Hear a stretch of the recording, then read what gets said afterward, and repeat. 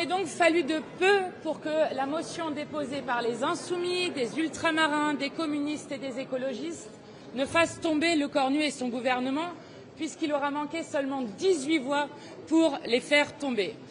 Notre première pensée est évidemment pour le pays, pour toutes celles et tous ceux qui vont souffrir des politiques cruelles qui sont annoncées par ce gouvernement dans les budgets qui vont venir, avec des retraités qui vont voir leur pension de retraite baisser pour 4 années de sous-indexation des pensions de retraite, à celles et ceux qui n'arrivent déjà plus à se soigner avec 13 milliards de coupes dans la sécurité sociale, le doublement des franchises médicales, mais aussi les attaques contre les personnes qui ont des maladies chroniques, aux personnes qui perçoivent les APL, qui vont voir leur APL baisser là aussi, voire supprimer pour les étudiants étrangers, aux personnes qui vont voir leur impôt sur le revenu augmenter, ou encore pour les 5 milliards de coupes qu'il y aurait à la fois pour les communes et pour les collectivités.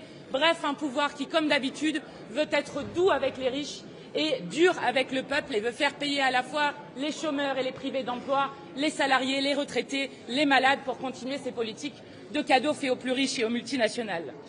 Nous lançons un appel solennel au pays. Ne vous résignez pas, ne perdez pas courage, ne vous divisez pas à la base. Nous lançons un appel solennel à la résistance populaire et parlementaire pour continuer de lutter contre ces budgets cruels.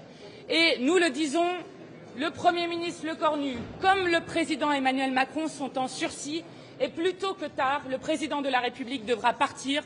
Nous redéposons donc une motion de destitution du président de la République aujourd'hui.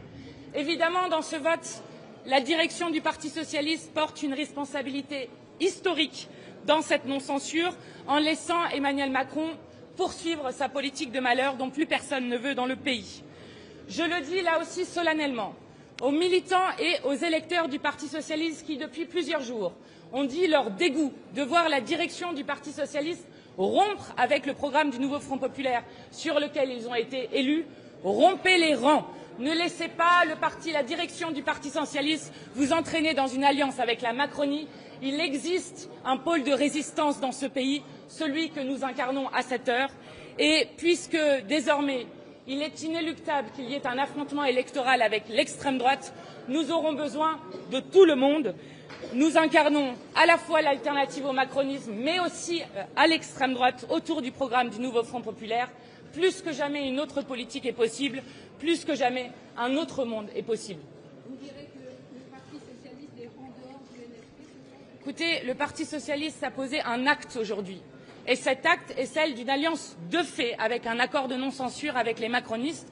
Donc, de ce fait, ils ont rompu avec le programme du nouveau Front populaire qui, dès sa deuxième ligne, disait que nous étions élus et que nous proposions au pays et que nous avions mandat de nos électeurs et nos électrices de rompre avec la politique d'Emmanuel Macron. Ils ont posé, je crois, un acte qui est contraire aujourd'hui, d'où le fait que nous appelons toutes celles et tous ceux, et notamment je pense à la jeunesse socialiste qui a exprimé à de nombreuses reprises sur les réseaux sociaux le fait qu'ils souhaitaient que leur direction censure ce gouvernement, de rompre les rangs avec la direction du Parti socialiste et de venir aider le pôle de résistance. Olivier Faure est un traître. Écoutez, je crois que le pays va comprendre très vite qu'il n'y a aucune raison à ne pas censurer un gouvernement Le Cornu qui, je le rappelle, est illégitime au vu du résultat des urnes et que, au vu du budget cruel, qui est encore pire que celui que proposait le gouvernement Bayrou, nous allons être dans une situation où des millions de Français vont perdre. Et donc c'est une question de dignité du peuple français que nous proposons avec cette résistance populaire et parlementaire. Est-ce qu'Olivier Faure vous a trahi? Puisque le débat se passe à l'Assemblée, vous pourrez négocier pied à pied, point par point, les articles. Nous serons à pied d'œuvre, évidemment, dans l'Assemblée pour nous battre sur la question du budget. Mais il ne vous a pas échappé que quand vous voyez, par exemple, que le Rassemblement national, qui est responsable de cette situation, puisqu'ils ont refusé par 8 fois de censurer François Bayrou, puis qu'ils ont refusé par 2 fois de voter notre motion de destitution du président de la République, qui aurait pu permettre de sortir par le haut de la crise dans laquelle nous a placé le président de la République, que le Rassemblement national a par exemple expliqué qu'il ne voterait pas en faveur de la taxe Zuckman, qui est juste la base minimum pour mettre fin au séparatisme fiscal des riches dans ce pays. Et donc, nous le savons, le budget qui est proposé est un budget de malheur pour le peuple tout entier. Donc évidemment, nous mènerons la bataille, nous la mènerons à la fois dans l'Assemblée et dans la rue, mais je crois qu'il n'y a absolument rien de raisonnable à laisser un pouvoir continuer, puisque, je le rappelle encore une fois, nous avons un président de la République qui refuse de reconnaître la souveraineté populaire et dont 73% des Français souhaitent son départ aujourd'hui.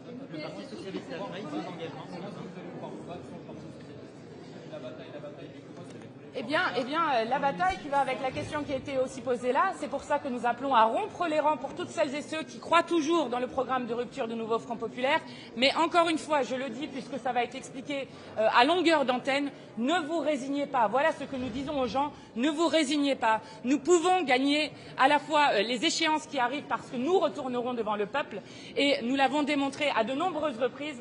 Lorsque le peuple s'y met, lorsque le peuple retourne aux urnes, alors nous sommes plus nombreux. Évidemment que les macronistes qui sont en fin de règne, et vous n'aviez qu'à voir les bancs qui étaient absolument vides pour soutenir le gouvernement Lecornu, mais aussi que l'extrême droite. Parce que ce qui s'est passé en 2024, c'est que l'extrême droite a été battue dans les urnes par une mobilisation citoyenne exceptionnelle, parce que le pays ne veut pas de l'extrême droite et c'est ce qui a été ressenti profondément en 2024. Nous pouvons le refaire. Donc courage, les mauvais jours finiront. Merci à vous. Bravo.